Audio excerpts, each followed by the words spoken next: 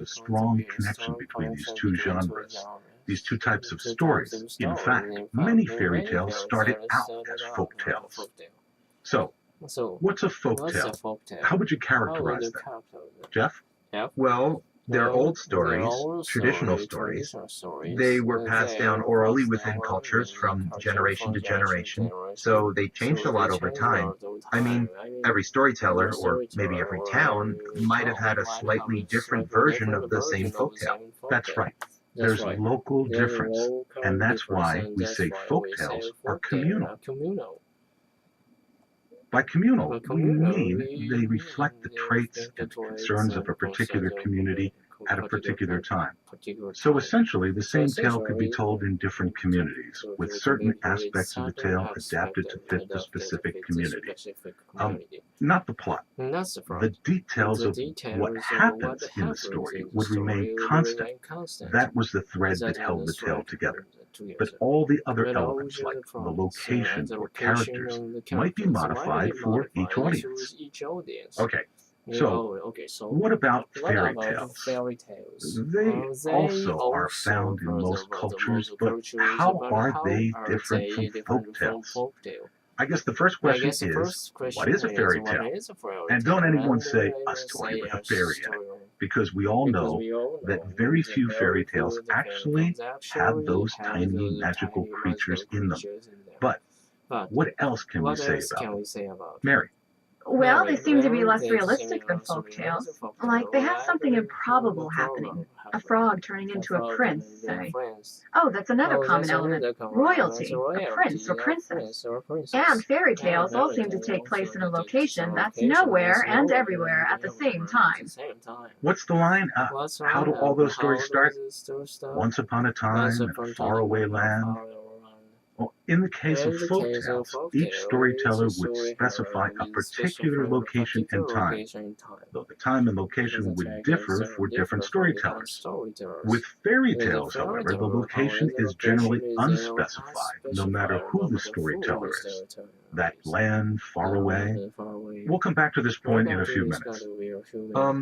I thought a fairy tale was just the written version of an oral folktale. Well, not exactly, though that is how many fairy tales developed. For example, in the late 18th century, the Grimm brothers traveled throughout what's now Germany, recording local folk tales. These were eventually published as fairy tales, but not before undergoing a process of evolution. Now, a number of things happen when an oral tale gets written down. First, the language changes. It becomes more formal, more standard. Some might say less colorful.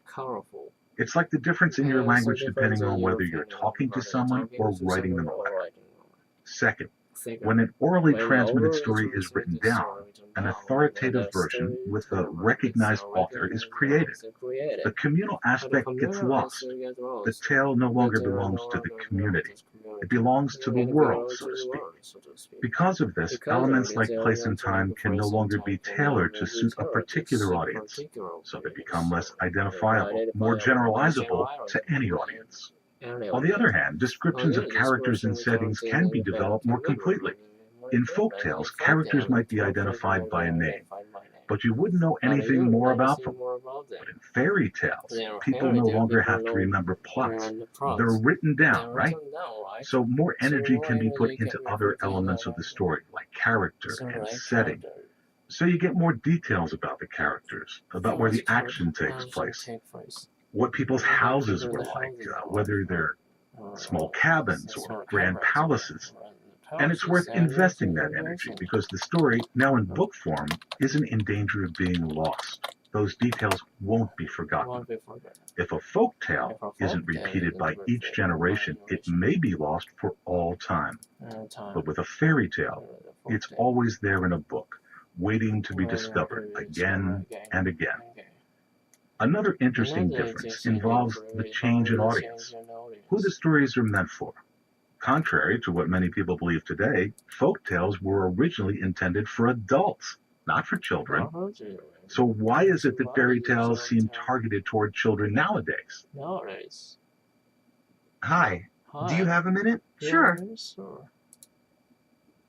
Now, we can't really talk about fairy tales without